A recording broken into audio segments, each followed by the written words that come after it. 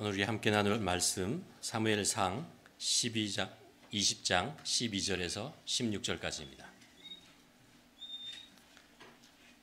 사무엘상 20장 12절에서 16절 말씀인데요. 사무엘상 20장은 이제 위기에 처한 다윗이 친구였던 요나단을 찾아가죠. 그곳에서 이제 나눴던 이야기를 전체를 담고 있는데, 그 중에 12절에서 16절은 이제 요나단과 다윗 사이에 또 다른 다시 한번 언약, 약속을 하는 그런 내용의 말씀을 기록하고 있습니다. 우리 함께 한 절씩 교독하도록 하겠습니다. 요나단이 다윗에게 이르되 이스라엘 하나님 여호와께서 증언하시거니와 내가 내일이나 모레 이맘때에 내 아버지를 살펴서 너 다윗에게 대한 의향이 선하면 내가 사람을 보내어 내게 알리지 않겠느냐. 내가 이 일을 내게 알려주어 너를 보내어 평안히 가게 하지 아니하면 여호와께서 나 요나단에게 벌을 내리시고 또 내리시기를 원하노라. 여호와께서 내 아버지와 함께 하신 것 같이 너는 내가 사는 날 동안에 여호와의 인자하심을 내게 베풀어서 나를 죽지 않게 할 뿐 아니라 여호와께서 너 다윗의 대적을 지면에서 다 끊어버리신 때에도 너는 내 인자. 이에 요나단이 다윗의 집과 언약하기를 여호와께서는 다윗의 대적을 치실지어다 하니라. 여기까지군요.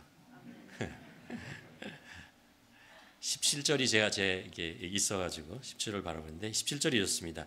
다윗에 대한 요나단의 사랑이 그를 다시 맹세하게 하였느니라. 아멘. 우리 옆에 있는 분들하고 한번 오래간만에 뵙죠, 그렇죠? 마스크를 쓰고 있지만 그래도 우리가 눈빛만 봐도 알 수 있지 않습니까? 옆에 있는 분들하고 이렇게 돌아보면서 한번 인사하는 시간 갖겠습니다. 어제 그 펠리에 가셨던 분 중에 5분이 먼저 오셨어요. 그래서 여기 아마 여기저기 계신 것 같은데 수고 많이 하셨습니다. 지난주에 우리가 나눴던 말씀이 뭐죠? 기억하세요? 하나님의 말씀을 분별하는 것에 관한 말씀을 여러분과 나누었습니다.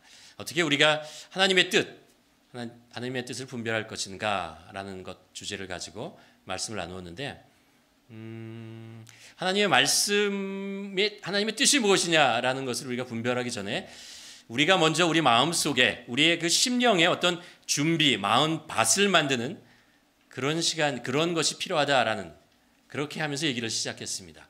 그래서 우리 안에 이제 필요한 것이 뭐냐면 이런 거죠. 믿음이 있어야 된다는 거죠. 어떤 믿음이죠? 하나님은 선하신 분이다. 우리에게 선한 것을 베풀어 주신다. 하나님께서 우리에게 베풀어 주신 하나님의 뜻을 나타낸다면 그것은 우리들에게 최선의 것이다 라는 믿음을 가져야 된다는 거죠.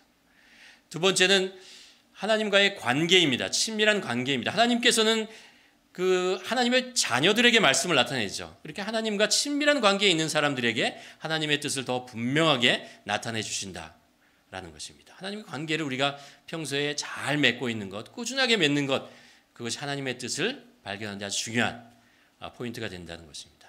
또 하나는 우리가 하나님의 뜻을요, 온 마음을 다해서 간절하게, 예레미야 29장에서 예레미야가 고백했던 것처럼 간절하게 하나님의 뜻을 찾는 자에게 하나님께서 하나님의 뜻을 나타내 주신다라는 말씀을 했습니다.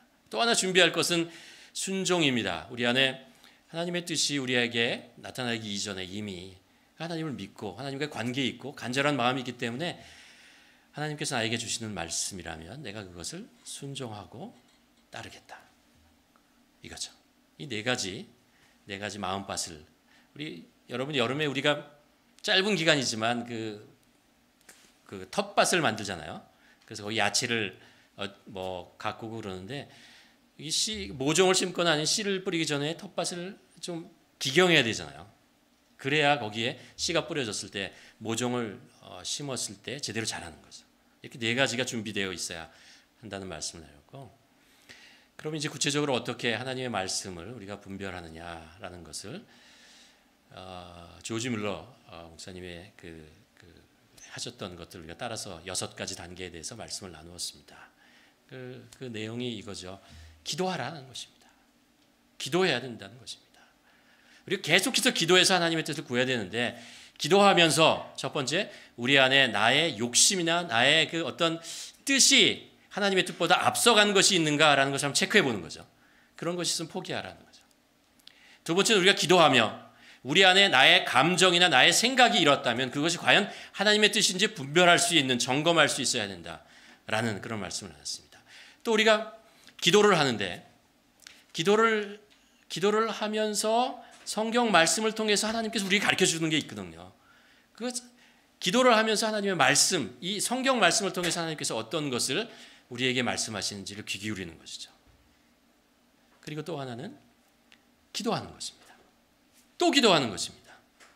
하나님의 마음을 주실 때, 하나님의 뜻을 주실 때까지 계속해서 기도하는 것입니다. 그리고 기도하면서 하나님께서 섭리하시는 우리 앞에 펼쳐지는 상황을 주목해보라. 예수님께서 말씀하신 것처럼 두드리라 그러면 열릴 것이라, 찾으라 그럼 찾아질 것이다. 우리가 기도하면서 우리 앞에 펼쳐지고 있는 상황 중에 과연 하나님께서 섭리하시는 부분이 어떤 부분인가를 우리가 주목할 수 있어야 된다. 그리고 여섯 번째 단계는 기도하면서 하나님께서 나에게 주셨던 그 뜻, 그것이 우리 안에 있다면 그것을 결단하라는 거죠. 그리고 내 안에 평안한 마음이 있는지 점검해보라는 거죠. 하나님이 주신 마음, 하나님이 주신 뜻은 내가 할 수 있고 없고에 관계없이 하나님께서 우리에게 평안한 마음을 주신다는 거예요. 그것으로 이게 정말 하나님의 뜻인지를 한 번 더 점검해보라. 그렇죠? 중요한 건 이겁니다. 해보는 거예요. 중요해요. 작은 것부터 여러분이 하나님의 뜻을 구하고 싶은 거 있으면요, 작은 것부터 한번 해보세요. 이렇게 실천해 보시다 보면 그런 거 있잖아요. 하나님의 음성이라는 게, 하나님의 뜻이라는 게 이렇게 영적인 감이라는 게 있습니다. 이건 하나님의 뜻이야. 이건 내 생각이야. 이거는 사람들의 음성이야. 이런 것들을 분별할 수 있는데 그게 어떻게 생기냐 하면 자꾸 해보는 거예요.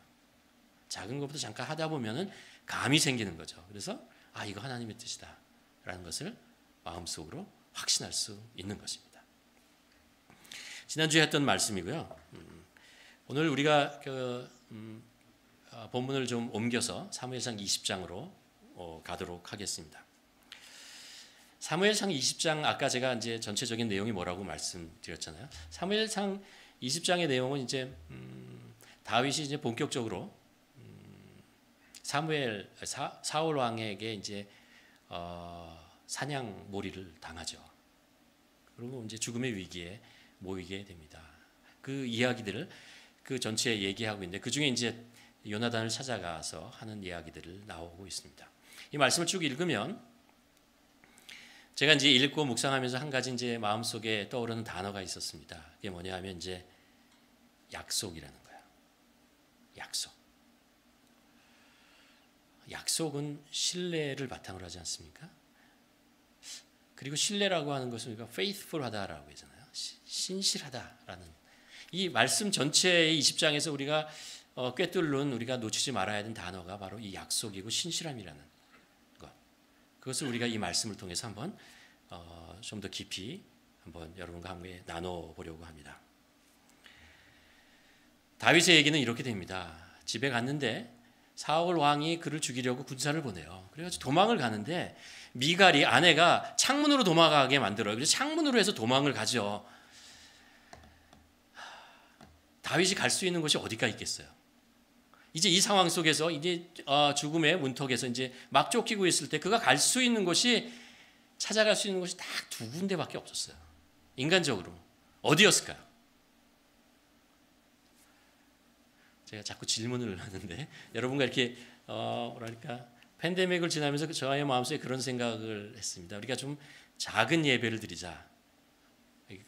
예배 사이즈라는 것보다 좀 가까운 예배를 말씀을 나눠도 여러분과 같이 좀 이렇게 교통하면서 얘기를 나누고 싶은데,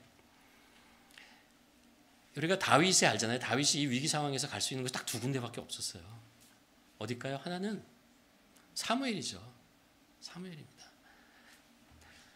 자기를 왕으로 기름 부었고, 그리고 자기가 정말 영적으로 의지할 수 있는 사람이 누구예요? 사무엘이잖아요. 사무엘에게 찾아갑니다. 근데 그 사무엘이 찾아갔는데 누군가가 또 그걸 또 그 라마에 이제 가는데, 사무엘이 있는 곳이 라마였거든요. 나요시라는 곳이 있었는데 거기에 있는 사무엘 다윗이 가니까 또 누가 그것을 보고 왕에게 또 밀고를 해요. 그래서 왕이 또 사람을 보내요. 거기서 이제 사건이 이제 19장에 뭐 이렇게 여러 가지 사건이 나오는데, 그러고 나서 이제 결국 다윗이 그곳에 있을 수가 없잖아요. 그래가지고 거기서 또 도망을 가요. 그래서 두 번째로 찾아갈 수 있는 사람 누구였을까요? 오늘 본문에 나오는 요나단이었습니다. 다급해진 이 상황 속에서 그가 정말 의지하고 신뢰하고 찾아갈 수 있는 것, 그나마 다윗에게 두 군데가 있었는데, 두 사람이 있었는데 사무엘과 그 요나단에게 가죠. 말씀을 이렇게 보면서 제 스스로에게 한번 질문해 보았습니다. 내가 만약 이런 상황이 된다면, 이런 정말 위기의 상황 속에 있는 거죠. 어디에 뭐 지금 내 이 상황을 어떻게 내 능력으로 어떻게 할 수 없는 그런 상황이 있을 때 내가 정말 찾아가 도망갈 수 있는 사람, 도망가서 좀 이렇게 안식처로 내가 좀 숨을 수 있는 사람, 그런 사람이 있을까? 내가 정말 신뢰하고 믿고, 그래서 위기 상황 속에서 내가 가서 나와 좀 같이 있어달라고, 나를 좀 지켜달라고, 보호해달라고 이렇게 얘기할 사람이 있을까? 여러분에게는 있습니까? 우리 인생에서 그렇게 신뢰하고 그렇게 위험한 상황 속에서도 이렇게 찾아가서 좀 맡기고 그럴 사람이 있습니까? 여러분, 그런 사람 꼭 있었으면 좋겠어요. 그런 친구, 그런 영적인 어떤 멘토, 뭐 이런 사람 있잖아요.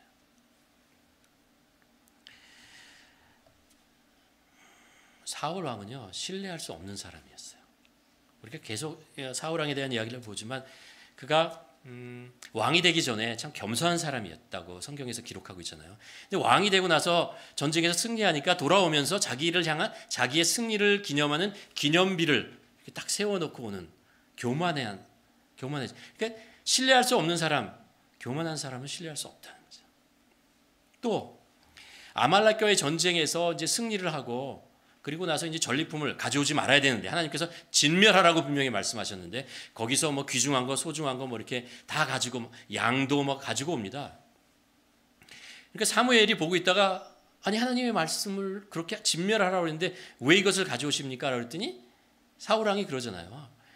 아, 이것 내가 가져오려는 게 아니었고 부하들이, 신하들이, 백성들이 필요하다고 그래서 그걸 또 가져오면 하나님께 또 제사 드릴 때 사용할 수 있으니까 이런 이야기를 하잖아요. 그러니까 자기의 책임을 다른 사람에게 이렇게 회피하는 사람, 자기 부하들에게 자기가 져야 될 책임을 이렇게 회피하는 사람, 이런 사람 우리가 신뢰할 수 없죠. 없는 사람입니다. 그리고 또 골리앗과의 전쟁에서 사울 왕이 그러잖아요. 골리앗과에 나가서 골리앗을 물리치는 사람에게 내가 세금을 면제해주고 그리고 내 딸과 결혼하게 해주고 막 이런 이야기를 하잖아요. 다윗이 나가서 승리를 하니까 이 사울 왕이 주기가 싫었던 거예요. 그래가지고 이렇게 빼다가 결국 주게 되지만,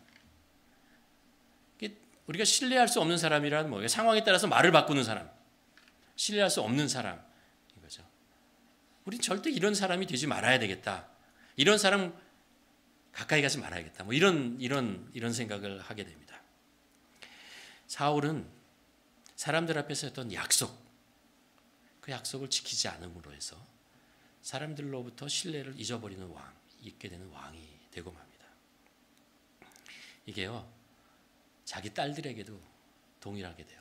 큰 딸을 주겠다고 안 주고 작은 딸을 주고, 우리가 보았지만 요나단에게 다윗을 내가 죽이지 않겠다고 얘기를 약속 맹세를 하고도 그리고 다시 죽이겠다 그런 거죠.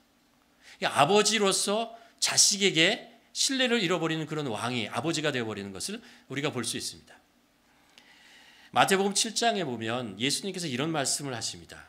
너희 중에 누가 아들이 떡을 달라고 하는데 돌을 주며 생선을 달라는데 뱀을 줄 사람이 있겠느냐. 너희가 악한 자라도 좋은 것을 자식에게 줄 줄 알거든. 이렇게 얘기를 하죠.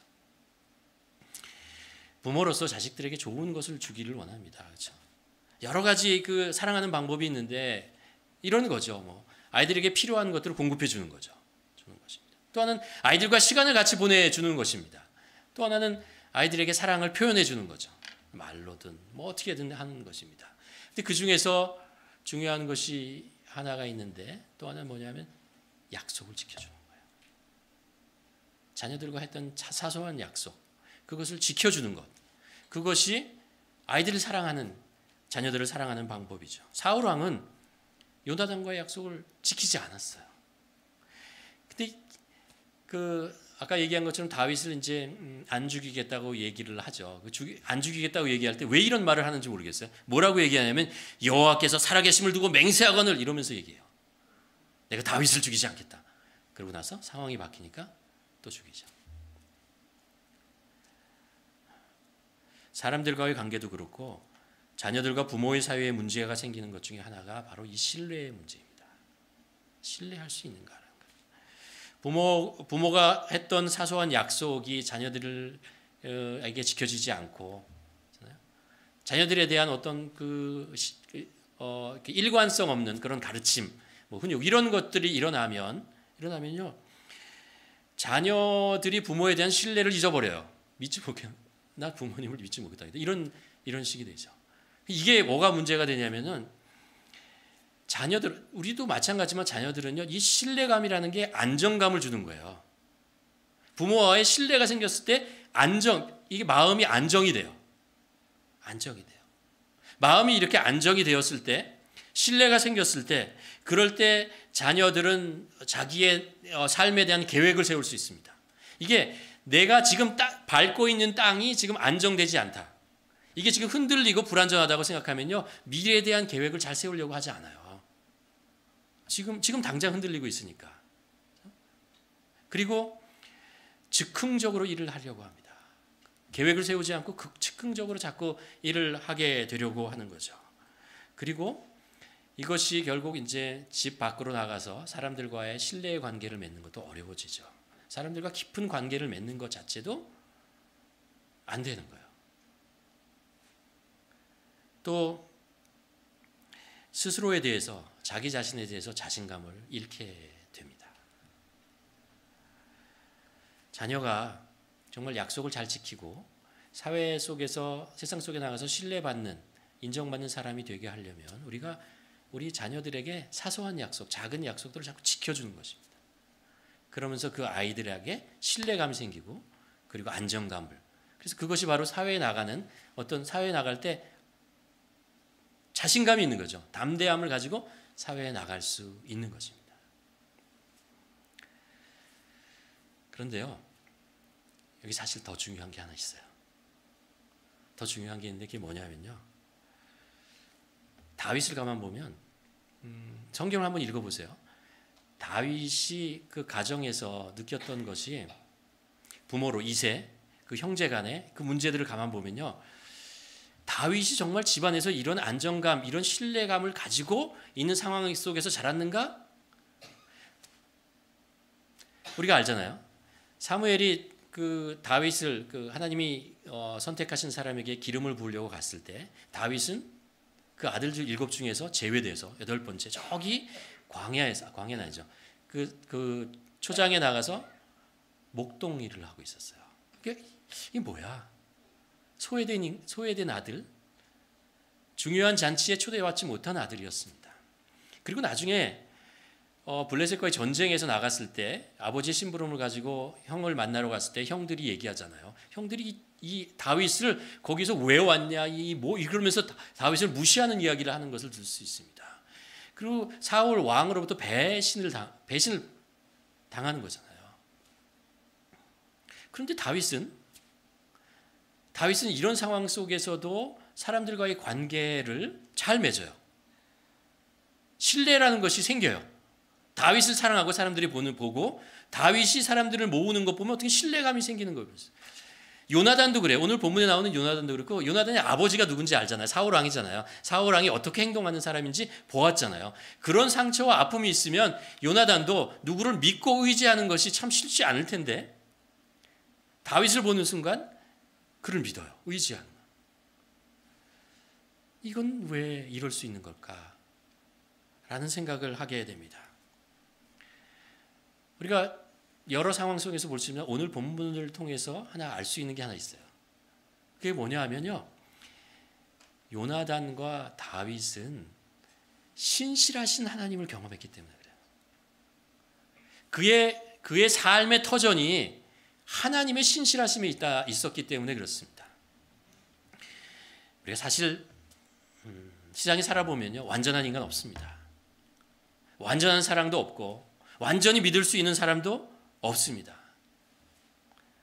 우리가 살고 있는 이 세상, 죄악된 세상이고, 그렇죠? 우리 인간 자체도 그렇게 완전하지, 죄의 속성을 가지고 있는 사람들이기 때문에 그렇습니다. 그래서 신실한 약속 지키는 것이 정말 쉽지 않은 그런 사회에서 살고 있다는 것을 우리가 인정할 수밖에 없습니다. 오늘요, 본문에서 다윗과 요나단이 약속을 해요. 14절에 보면 뭐라고 그러냐면, 요나단이 이런 이야기를 해요. 나가 죽음의 위기에 있을 때 나를 도와달라, 나를 구해달라라는 이야기를 합니다. 다윗이 그러겠다 그러죠. 근데 못 지켜요.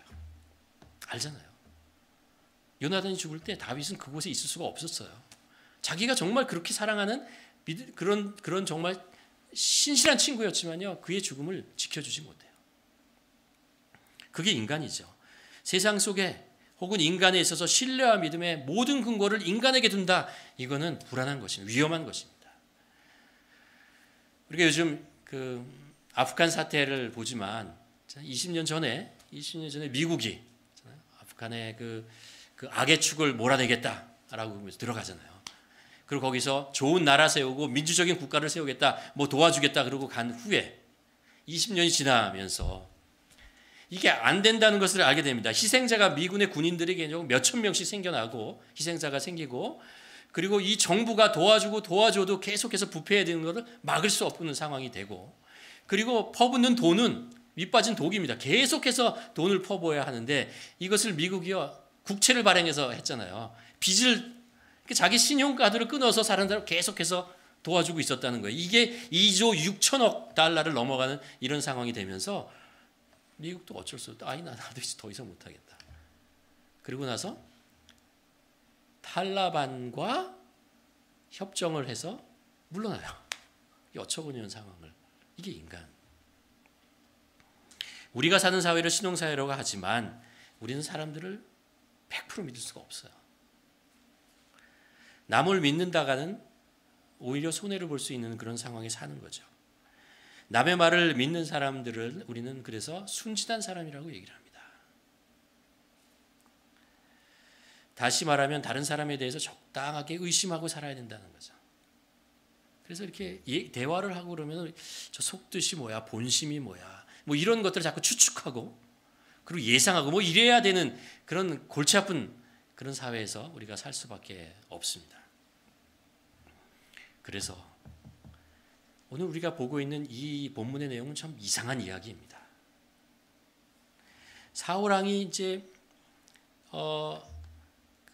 다윗을 계속 추적하고 도망가고 세상에 믿을 수 없는, 다윗으로 봐서는 뭐 믿을 수가 없어요. 자기가 그래도 나를 혹시 보호해 줄 수 있는 사람이 사무엘이라고 생각했어요. 사무엘이 누구예요? 이스라엘의 영적인 지도자 아니에요. 다윗에게 기름 부은 사람일 뿐더러 사울 왕에도 기름 부었던 그 이스라엘 민족이 다 아는 그런 영적인 지도자, 정신적인 지도자, 그런 사무엘에게 도망을 갔는데 사울 왕은 아랑곳 안 해요. 거기에 군대를 보내고 잡아오라고 얘기합니다. 야, 여기도 내가 안전하지 않구나 라는 생각을 하게 되죠. 결국 그래서 요나단, 사울 왕의 아들에게 오죠. 굉장히 뭐랄까 용기를 낸 거죠. 아무리 친구지만 자기를 죽이려고 하는 그 사람의 아들이잖아요.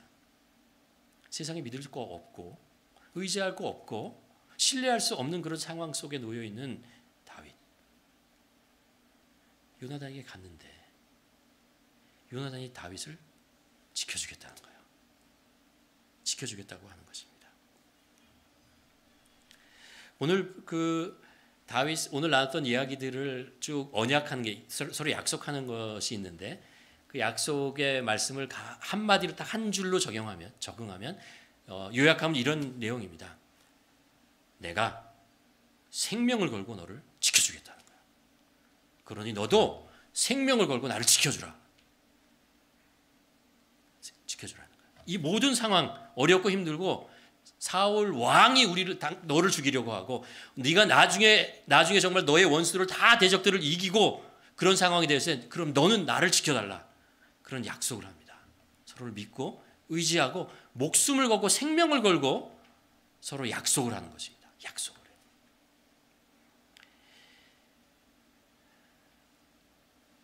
그리고 성경은 그것을 뭐라고 표현하냐면 언약이라는 단어를 사용해요. 이 약속이 이 사람 사이에 맺었던 요나단과 다윗까지 맺었던 그 약속이 언약이라고 표현되는 것은 그것이 하나님이 계시다는 거죠. 하나님이 계시다는 것입니다. 이 약속이 지켜질 수 있었던 것, 그것은 하나님이 계시기 때문에 그래요. 그때 하나님에 대한 하나님의 신실하심에 대한 믿음이 있었고 그는 하나님이 신실하신 분이라는 것에 대한 확신을 가지고 있었기 때문에 그렇습니다. 오늘 그 12절부터 16절까지 읽어보면요. 12, 13, 14, 15, 16 5절이잖아요. 5절에 보면 여호와 하나님이라는 단어가 6번 나와요.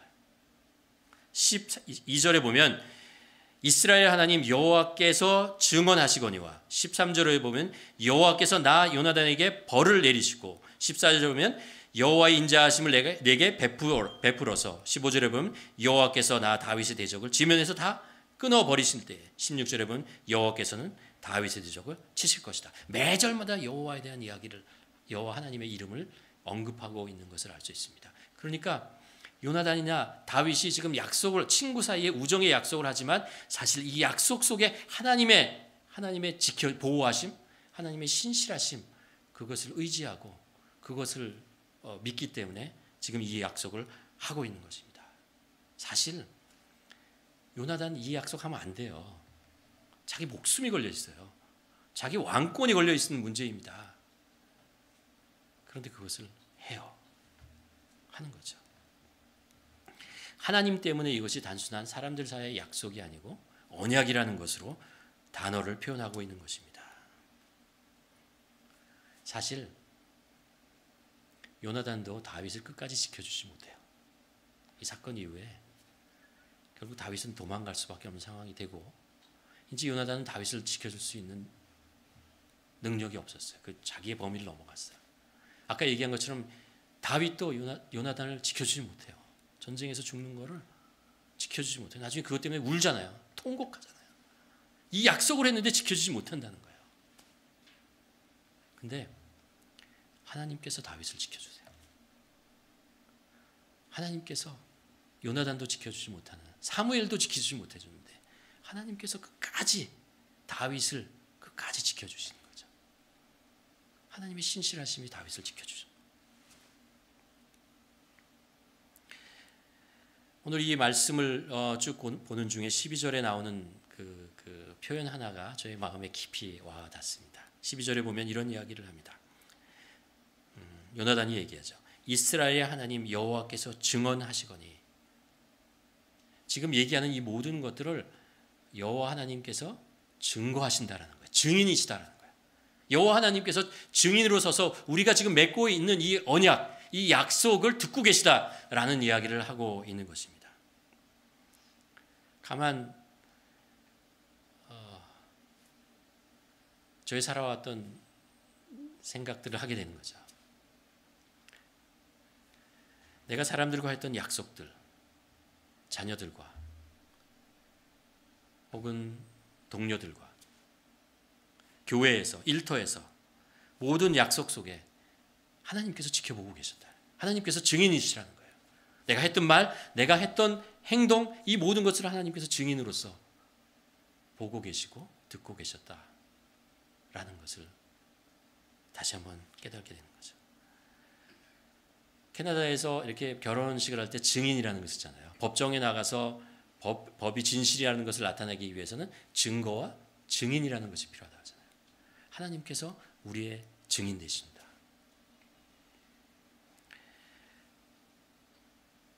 제가 얼마나 실없는 약속을 많이 했는지 지키지 못할 립 서비스 같은 그런 약속을 했던 것들 지킬 수 있었는데도 내 일에 바빠서 무시하고 뒷전에 밀어놓았던 약속들.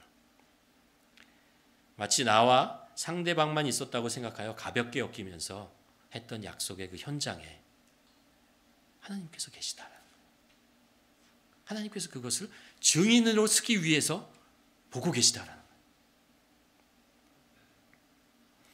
우리가 세상에 살면서 신실하게 살아야 하는 이유가 여기 있습니다. 하나님께서 우리의 증인 되시기 때문에 그렇죠.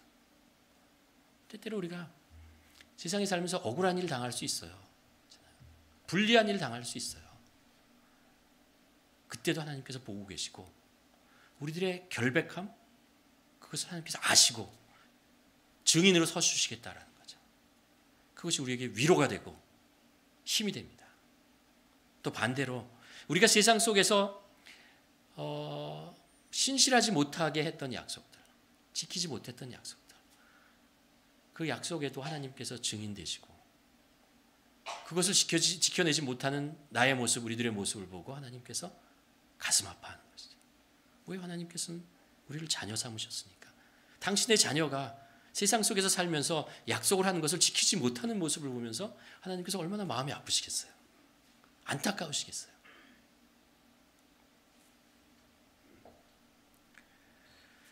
하나님은 우리들에게 약속하신 것을 정말 신실하게 지켜주셨습니다. 우리가 성경 속에서 보지만 이스라엘 백성들이 하나님의 약속을 잊어버렸을 때도, 잃어버렸을 때도, 기억하지 못했을 때도 하나님께서는 그것을 기억하시고 이스라엘 백성들을 지켜주셨습니다.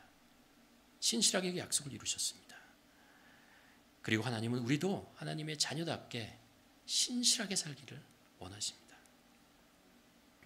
성경은 수많은 하나님의 약속을 기록하고 있습니다. 그리고 하나님의 사람들은, 성경에 나오는 하나님의 사람들은 그 하나님의 약속을 믿고 신실하게 살았습니다. 그게 성경의 이야기죠. 영어 단어에 보면 믿는다라는 말이 이제 두 가지를 떠오르잖아요. 하나는 believe, 믿음이라는 것, 또 하나는 faith라는 단어 있죠. 이 성경에 보면 belief나 faith나 사실 같은 의미로 사용됩니다. 요한복음 20장에 보면 이런 이야기를 합니다. 오직 이것을 기록함은 너희로 예수께서 하나님의 아들 그리스도이심을 믿게 하려 합니다. 이 믿는 거예요. 그렇죠? 믿는 거죠. believe, faith 같은 것입니다. 근데 영어 사전을 이렇게 찾아보면 현대로 올수록 이 believe라는 단어와 faith라는 단어가 약간씩 변형되었다고 합니다. 그 의미가 좀 변했는데 현대인에게 believe라는 단어의 의미는 뭐냐면 어떤 사실, 팩트를 믿느냐라는 의미일 때 believe라는 단어를 씁니다. 근데 faith라는 단어는 그냥 어떤 팩트를 믿는 것뿐만 아니라 그 팩트 때문에 그것에 대한 trust, 신뢰하고 commitment, 그것을 헌신하게 하느냐라는 의미까지 faith, 같이 faithful하다라는 단어를 사용하죠.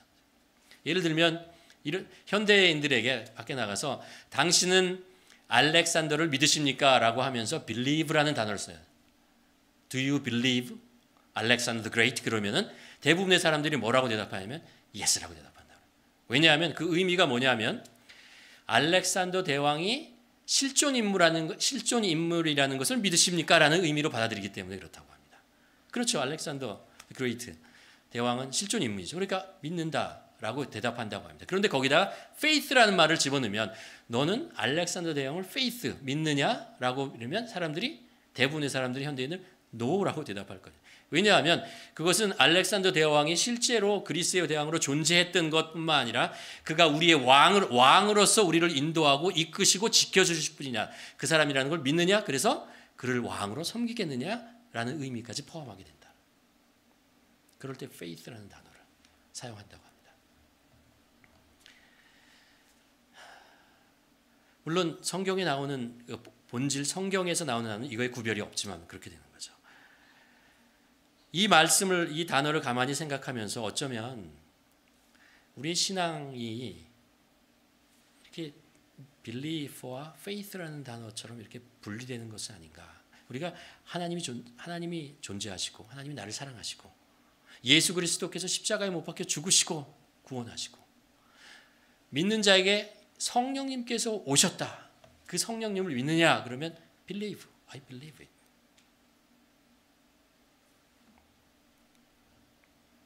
그렇지만 그런 하나님을 faith, 믿느냐? 라고 대답하면 어떻게 대답하시겠습니까? 만약 그렇게 하나님을 믿는다면, faithful하게 하나님을 믿는다고 한다면 그것은 하나님의 살아계심과 하나님을 구원하신 그것뿐만 아니라 그분이 나의 하나님이 되고 나의 삶을 인도하고 나를 주관하시는 왕이 되시는 분이고 나는 그분에게 온 마음을 들여서 그분을 섬기고 그분에게 내 삶을 드리는 것, 그런 것이 바로 faithful, 믿는다라는 의미죠. 신뢰한다, 하나님을 신뢰한다는 것입니다. 그렇게 나는 하나님을 신뢰한다라는 것이죠. 내 삶에 구체적으로 역사하시는 분이고 내 삶을 인도하시고 이끄시는 분이기 때문에 나는 그 사람을 100% 아니 1000% 그분을 내가 의지하고 그분에게 내 삶을 드리겠다, 커미트먼트 하겠다라고 얘기를 해요. 성경에 보면 하나님의 백성은 약속의 백성이라고 얘기를 합니다. 그 의미는 두 가지를 가지고 있습니다. 하나는 뭐냐 하면 하나님의 약속을 믿는 백성이다라고. 하나님은 성경을 통해서 굉장히 많은 약속들을 우리에게 하시잖아요. 아브라함에게 내가 너를 복의 근원이 되겠다라고 약속하시는 것을 우리가 알 수 있습니다. 또 이스라엘 백성들에게 뭐라고 얘기해요? 나는 너의 하나님이 되고 너희는 내 백성이 될 것이다 라고 약속해 주셨습니다. 예수님께서는요, 모든 믿는 자의 죄를 용서하시고 구원하시고 영생을 선물을 주시겠다고 약속해 주셨습니다.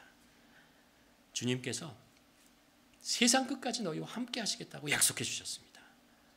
또 주님께서는 마지막 때에 예수 그리스도가 이 땅에 오시겠다고, 악을 물리치고 하나님의 나라를 이 땅에 완성하시겠다고 약속해 주셨습니다. 우리는 그것을 믿죠. 하나님의 약속 아닙니까? 우리는 그걸 믿습니다. 이게 하나님의 백성, 약속의 백성이라는 뜻입니다. 또 하나의 뜻은 뭐냐 하면, 그래서 이 약속, 하나님의 약속을 믿는 백성으로서 나도 그 하나님을 신뢰하는 것처럼 내 삶 속에서 신실하게 살아가는 백성이다라는 것입니다. 우리는 믿음을 가지고 신실하게 살아가는 사람입니다. 하나님에 대한 믿음, 그것만이 아니고 그 신실하신 하나님처럼 나도 그 약속을 신실하게 지켜내시는 하나님처럼 나도 그 약속 신실하신 그 하나님의 약속의 수혜자로 은혜로 살아가는 나도 세상 속에서 그렇게 신실하게 살아가는 사람으로 살겠다. 그게 언약의 백성이에요. 약속의 백성이라는 뜻입니다.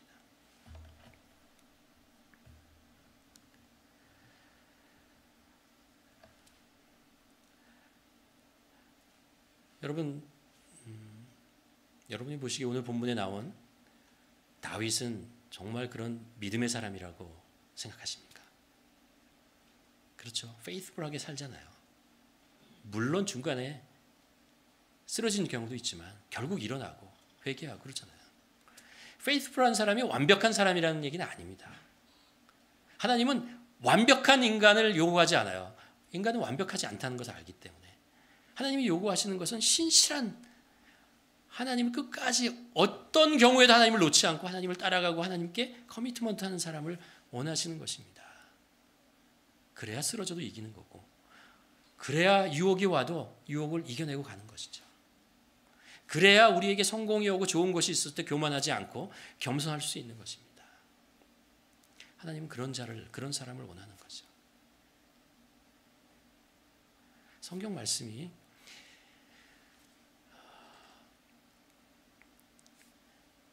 이 다윗과 요나단 사이의 이야기는요, 가만히 읽어보면 다윗의 삶 속에서 사실 없어도 별 상관이 없는 얘기처럼 들려요. 다윗이 기름 부음을 받고 왕이 되는 과정에서 굳이 요나단과의 관계가 필요할까? 요나단이 다윗이 왕이 되도록 도와준 사람도 아니고, 나중에 왕이 되는 후에 요나단이 다윗을 지켜준 장군이 된 것도 아니고, 그런데 왜 하나님은 요나단을 다윗의 인생에 넣으시고 요나단과 다윗과에서 맺었던 이 약속을 지켜주지도 못하는 약속을 그 안에 넣으시고 우리들에게 그 이야기를 하고 계신가요? 저는 그렇게 생각합니다. 하나님께서 신실하시다라는 거예요. 하나님께서 우리에게 하신 약속 신실하게 지켜주시는 분이다라는 거죠. 우리도 그렇게 신실한 하나님의 모습을 닮아가는 것, 그것이 우리가 세상에서 살아가는 모습이 되어야 하는 것입니다. 지금 우리는 신뢰를 쌓아야 할 때입니다. 우리 사회에서 그렇습니다. 한국 사회도 그렇고 캐나다 사회도 그렇고 이 모든 사회가 신뢰가 깨어지는 관계에 있습니다. 우리가 왜 거래를 할 때 그 계약서를 꼼꼼히 쓰려고 합니까? 꼼꼼히 읽어보려고 합니까? 신뢰가 없기 때문에 그래요. 그래서 이 계약서를 통해서 나의 법적인 그거를 챙기기 위해서 그러는 것이죠. 신뢰가 깨지는. 우리는 신뢰가 쌓이는 사회. 우리 교회 내에서도 그렇고요. 우리가 살고 있는 삶의 현장에서도 그렇습니다. 이런 것 같아요. 세상 사람들이 우리를 향해서 바라보는 것이 여러분들은 하나님에 대한 belief는 있는 것 같습니다. 그런데 여러분의 삶을 보면 faithful하지는 않은 것 같아요. 라고 얘기하는 것은 아닌가. 우리는 우리의 삶 속에서 정말 신실한 모습으로 살아가는 것을 보여주어야 합니다. 아니 이게 쇼업하라는 게 아니고 정말 하나님의 백성이기 때문에 그렇게 살아가도록 기도해야 되고 그것을 나타내고 단기의 이익이 아니고 하나님의 영광을 위해서 우리가 이 일을 해야 합니다. 전도에 대한 전도 폭발을 제가 조금 있으면 이제 다시 임상 훈련을 받고 여러분과 이제 전도 폭발을 같이 이제 교육을 하려고 하는데 전도를 하려면요 제일 문제가 뭐냐면 텃밭을 아까 얘기한 것처럼 이렇게 사람들 사이에 세상 안 믿는 사람들 사이에 어떤 텃밭을 갈아야 되는 일이 필요해요. 그게 안 돼 있으면 아무리 좋은 복음에 대한 이야기를 해도 아무 소용이 없어요. 안 들어가요. 근데 그 텃밭을 가는 게 뭐냐 하면 신뢰예요. 우리가 세상 속에서 신실하게 살아가는 모습을 보여주고 나타내는 것입니다. 그럴 때 그들의 마음이 돌짝밭에서 옥토로 변해가는 것이고 거기에 복음의 씨앗이 비로소 뿌려질 수 있는 것이죠. 여러분 우리가 정말 우리의 삶 속에서 여러분 신실하게 살아가기를 주님의 이름으로 간절히 축원합니다. 하나님께서 그것을 축복하실 것입니다. 신실하게 살아가는 그 사람에게 하나님께서 능력을 주시고 축복을 주시고 또 그런 사람을 하나님께서 도와주시고 불쌍히 여기시고 지켜주시고 그리고 그런 사람들이 하나님이 되어주실 것입니다. 바라기는 우리 모두가 바로 그런 세상 속에서 신실함으로 살아감으로 우리가 믿는 하나님이 신실하신 분이라는 것을 세상 속에 나타낼 수 있는 그런 인생을 살아가는 우리 모두가 되기를 주님 이름으로 간절히 축원합니다. 기도하시겠습니다. 이 시간 우리 함께 문을 열고 주님 앞에 정직한 모습으로 내가 정말 언약의 백성으로서 약속의 백성으로서 하나님을 정말 그냥 belief 정도가 아니고 faithful하게 하나님을 내가 믿기를 커미트먼트하며 살아가는 것을 고백하는 자인지 한번 우리 하나님께 그런 우리의 신실한 하나님을 향한 믿음의 고백을 했으면 좋겠습니다. 그리고 또 기도하기는 우리의 삶이 그런 신실하신 하나님의 모습을 닮아가는 삶의 현장 속에서 그런 신실한 열매를 맺어가는 바치를 기경하는 그런 모습으로 살아갈 수 있도록 하나님 도와주시옵소서. 우리 함께 기도하시겠습니다.